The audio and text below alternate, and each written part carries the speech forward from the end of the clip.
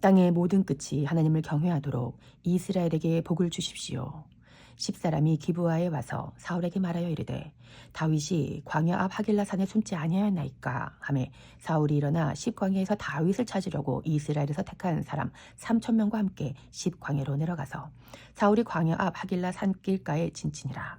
다윗이 광야에 있더니 사울이 자기를 따라 광야로 들어옴을 알고 이에 다윗이 정탐꾼을 보내어 사울이 과연 이룬 줄 알고 다윗이 일어나 사울이 진친 곳에 이르러 사울과 내레 아들 군사령관 아브넬이 머무는 곳을 본즉 사울이 진영 가운데에 누웠고 백성은 그를 둘러 진쳤더라.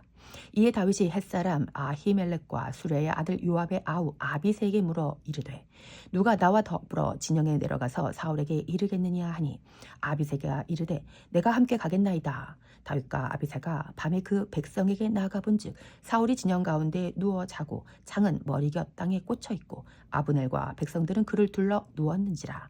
사무엘상 26장 1에서 7절 말씀. 오늘 본문의 배경은 이렇습니다. 이전에 다윗이 용번을 보러 동굴에 들어온 사울을 한번 살려줬습니다. 다윗이 사울의 옷자락만 베고는 사울에게 내가 당신을 살렸습니다. 하나님께서 기름 부으신 자를 내가 건드리지 않았습니다. 이야기합니다. 사울은 다윗을 내 아들아 라고 부르고 안고 화해하며 헤어집니다. 그런데 그 이후에 10사람이 사울에게 다윗의 위치를 다시 알려주자 사울은 다시 다윗을 잡으러 나섰습니다. 다윗 한 명 잡기 위해 3,000명을 데리고 갑니다.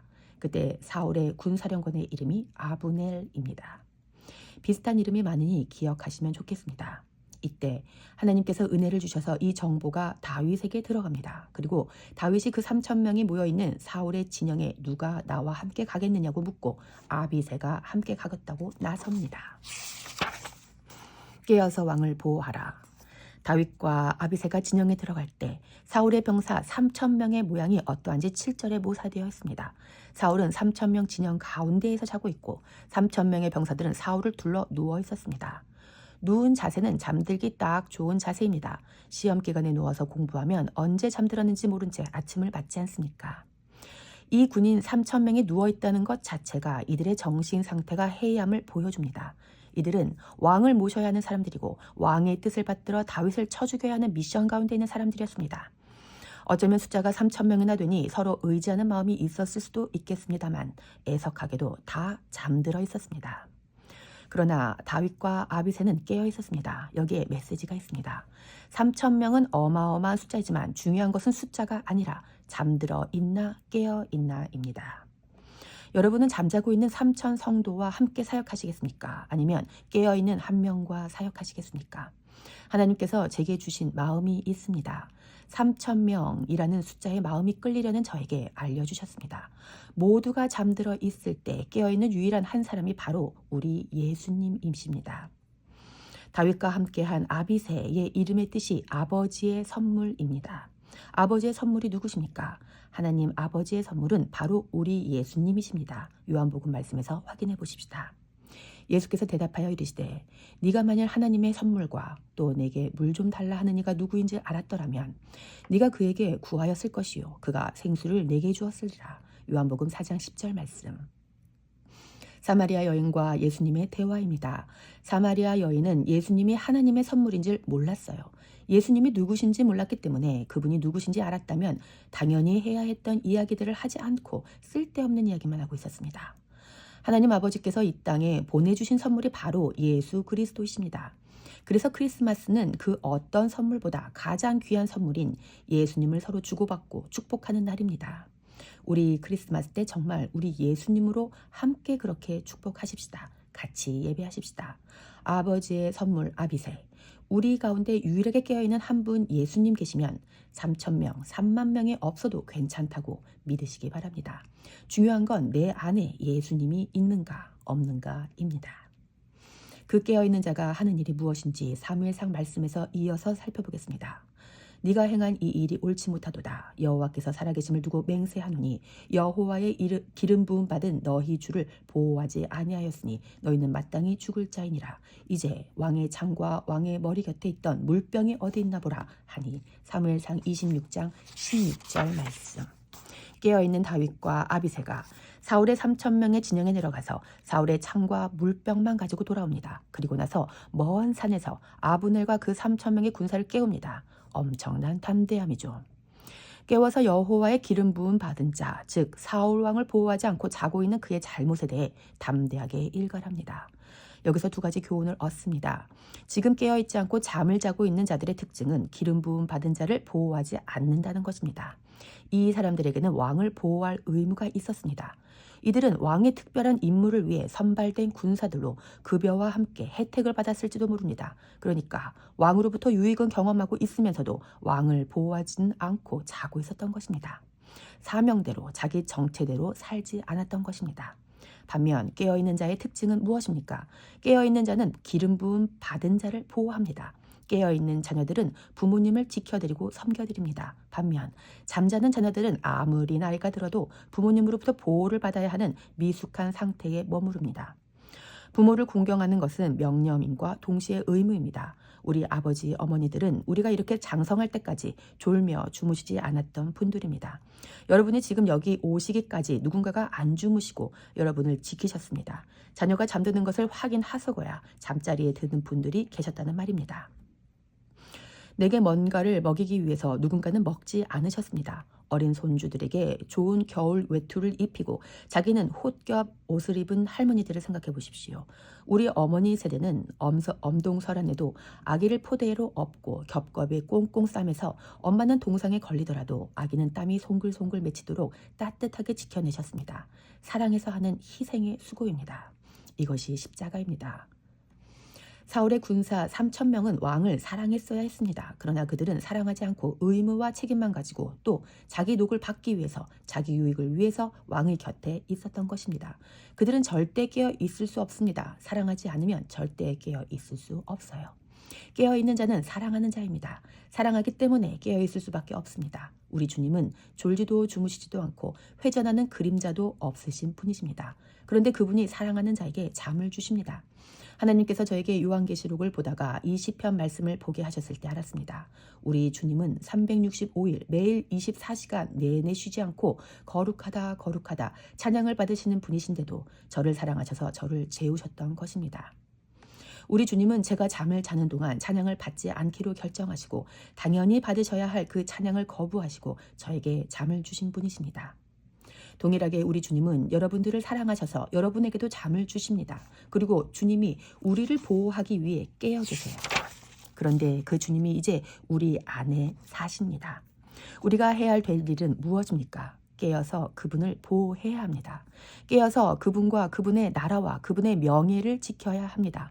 그분의 이름을, 성품을, 자존심을 그분의 자녀들이 지켜드리는 것입니다. 그분을 사랑하는 자녀들이 그분의 깨어 있는 자들이 말입니다. 이것이 교회의 역할이라고 믿습니다. 교회는 잠자는 자에게 외칩니다. 네가 누구냐? 네가 용사가 아니냐? 이스라엘 가운데 너 같은 자가 누구냐? 일어나라. 그리고 주님을 지켜 보호해 드리는 것입니다. 그것을 예배라고 합니다. 주님은 그 깨어있는 자들을 통해서 역사하실 것입니다. 하나님 나라의 일. 옛적에 선지자들을 통하여 여러 부분과 여러 모양으로 우리 조상들에게 말씀하신 하나님이 이 모든 날 마지막에는 아들을 통하여 우리에게 말씀하셨으니 이 아들을 만유의 상속자로 세우시고 또 그로 말미암아 모든 세계를 지으셨느니라. 히브리서 1장 1에서 2절 말씀. 하나님께서는 그 깨어있는 한 사람 한 사람을 통해서 이 땅에 계속 말씀을 이어가셨습니다. 첫 번째로 깨어있던 사람들은 선지자들입니다. 이 선지자들은 이스라엘 사람입니다. 이스라엘의 선지자들을 통해서 이스라엘에게 말씀해 오셨습니다. 또 이들을 통해 주변의 열방들이 하나님을 알게 되었습니다. 이 깨어있는 이스라엘의 한 사람을 통해 하나님께서 당신을 말씀하셨단 말입니다. 이 깨어있는 사람의 특징이 나라를 지키는 것이라고 했습니다. 우리가 하나님 나라를 지켜야 될 사람들임을 믿습니까? 대체로 이방 교회들은 하나님 나라를 영적인 것으로 생각합니다. 틀린 것은 아닙니다. 그런데 유대인 입장에서 하나님 나라를 어떻게 생각하는지가 사도행전 1장에 기록되어 있습니다. 데오빌로여, 내가 먼저 쓴 글에는 무릇 예수께서 행하시며 가르치시기를 시작하신부터 그가 택하신 사도들에게 성령으로 명하시고 승천하신 날까지의 일을 기록하였노라. 그가 고난받으신 후에 또한 그들에게 확실한 많은 증거로 친히 살아계심을 나타내사 40일 동안 그들에게 보이시며 하나님 나라의 일을 말씀하시니라. 사도행전 1장 1에서 3절 말씀.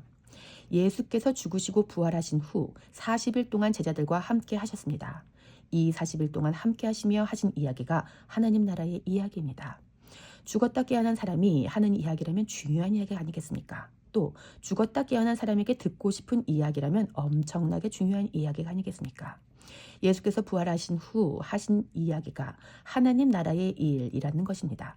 그런데 이 하나님 나라의 말을 듣고 유대인인 제자들이 예수님께 뭐라고 질문하는지 보십시다. 그들이 모였을 때 예수께 여쭈어 이르되 주께서 이스라엘 나라를 회복하심이 이때니까 하니. 사도행전 1장 6절 말씀. 예수님은 분명 하나님 나라 이야기를 하셨습니다. 그런데 그 이야기를 들은 유대인 제자들은 어느 나라의 회복을 이야기합니까? 이스라엘 나라입니다. 원어로 보면 이스라엘이 나라로 회복할 수 있겠습니까? 라는 말입니다. 하나님 나라와 이스라엘이라는 나라는 뗄래야 뗄 수 없는 것입니다. 유대인들의 입장에서 하나님 나라는 자기 나라예요. 이유가 무엇입니까? 자기 나라를 하나님이 세우셨기 때문입니다. 이스라엘을 세우신 분이 하나님이세요.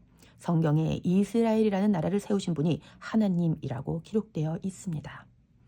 그 나라를 세우시는 과정 가운데 하나님이 어떤 일을 하셨는가? 창세기 11장 이후의 말씀이며 창세기 전체가 한 사람 한 사람이 민족이 되어가는 단초가 되는 말씀입니다.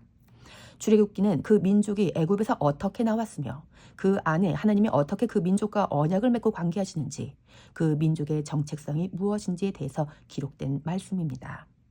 그 이스라엘을 세우신 분이 하나님이시기 때문에 이스라엘 백성들이 생각을 했을 때 그 하나님의 나라가 우리나라예요.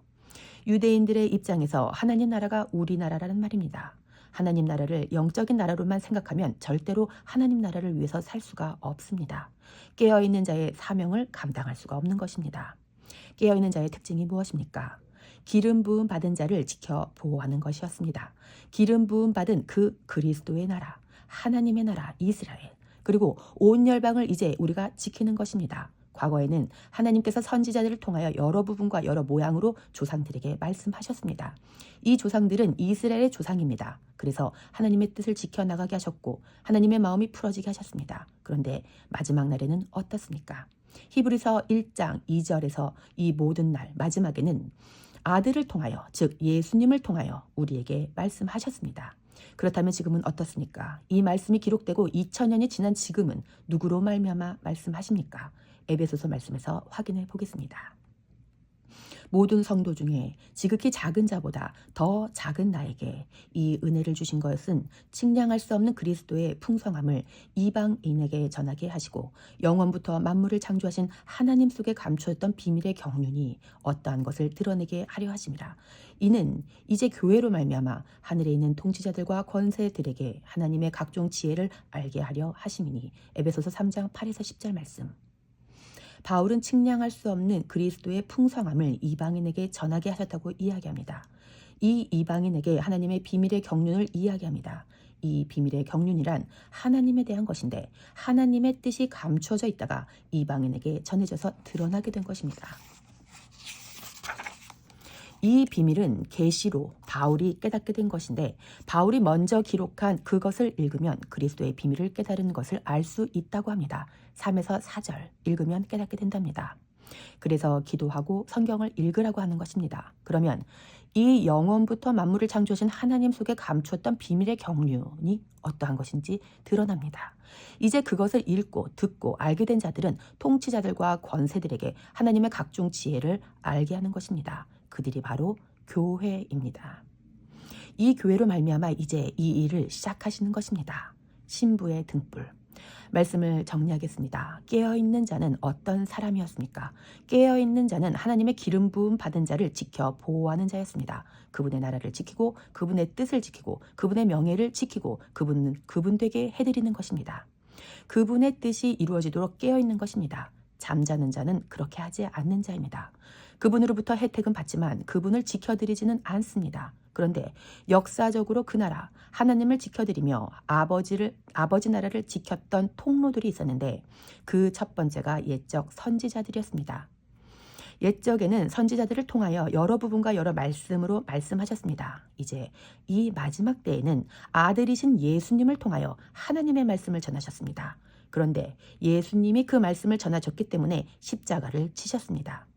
유대인들에 의해 십자가에 달리시고 유대인의 임금으로만 끝나는 것이 아니라 이제 성령을 이방인에게까지 부어주셔서 유대인과 온 열방의 왕이 되셨습니다. 그분의 영을 받아 탄생한 사람들을 가리켜 교회라고 이야기하는 것입니다. 이제 이 시대에는 그 교회들을 통하여 창세 전부터 감추어져 있던 하나님 아버지의 경륜을 이 세상 통치자들과 권세들에게 선포하게 하십니다.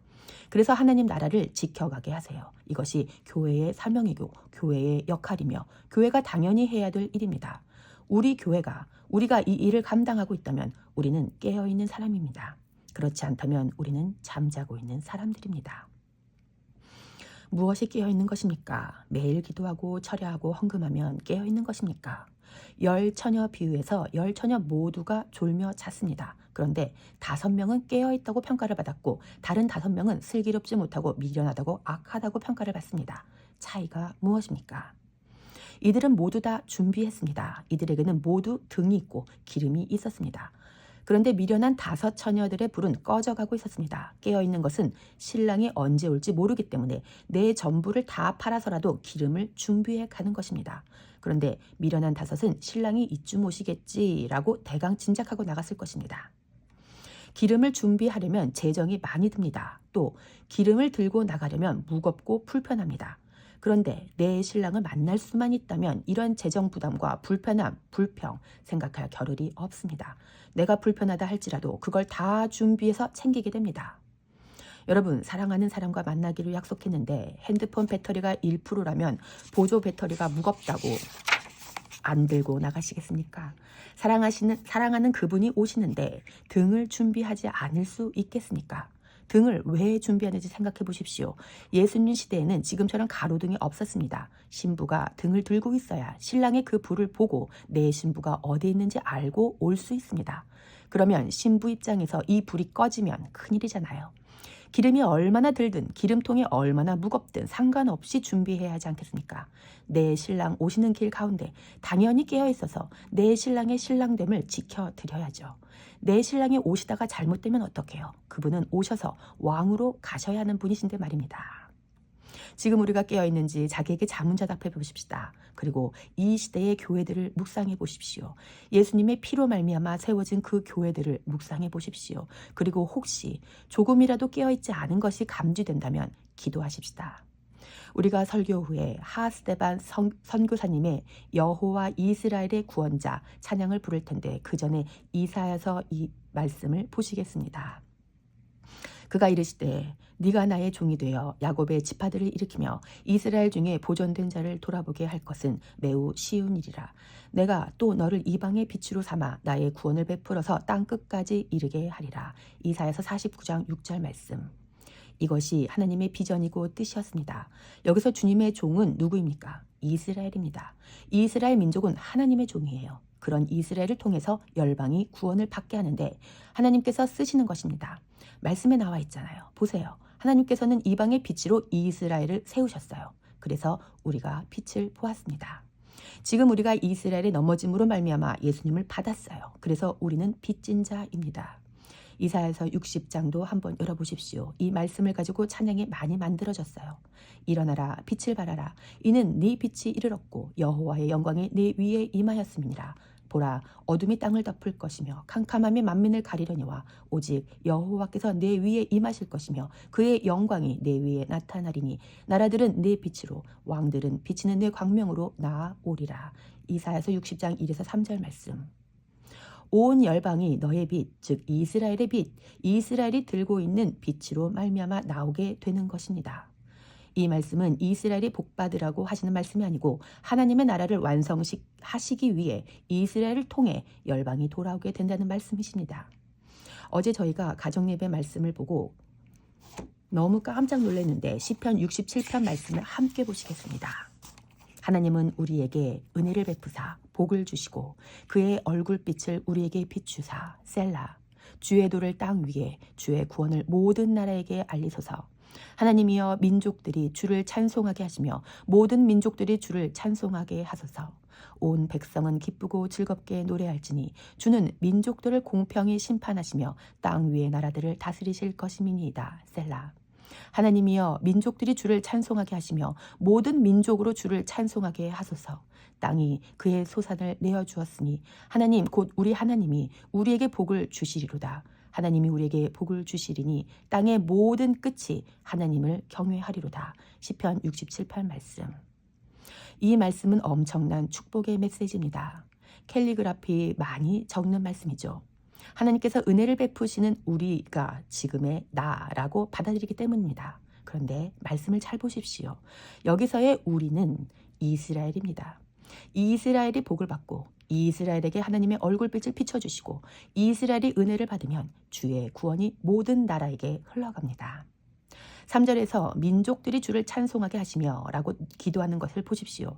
역사적으로 이스라엘이 계속 기도해 왔단 말입니다. 그 결과 우리 민족도 하나님을 알게 된 것입니다. 우리가 아버지라고 부르는 그 아버지가 한 분이어야 하는데 현실은 아닌 것 같습니다.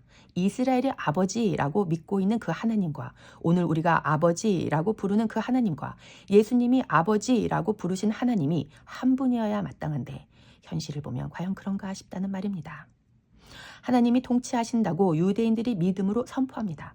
유대인들이 하나님이여 민족들이 주를 찬송하게 하시며 모든 민족으로 주를 찬송하게 하소서라고 기도합니다.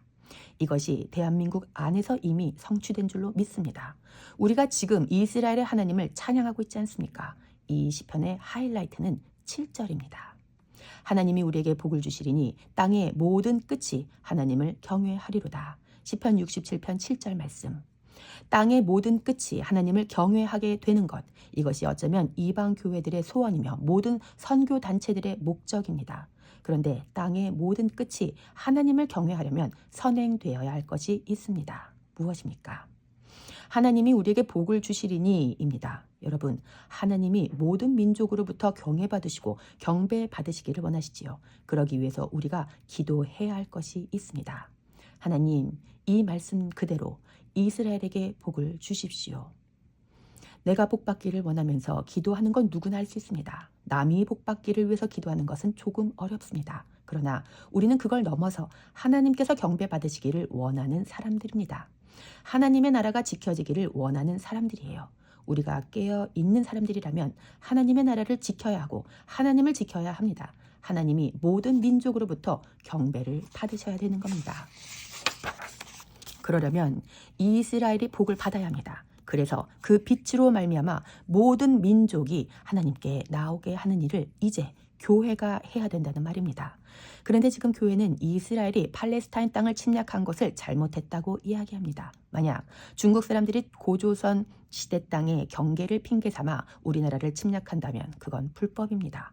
그런데 유대인들이 팔레스타인 2000년 전 가까이에 살고 있던 땅을 자기 땅이라며 들어간 것은 표면적으로 봤을 땐 불법이지만 사실 불법이 아닙니다.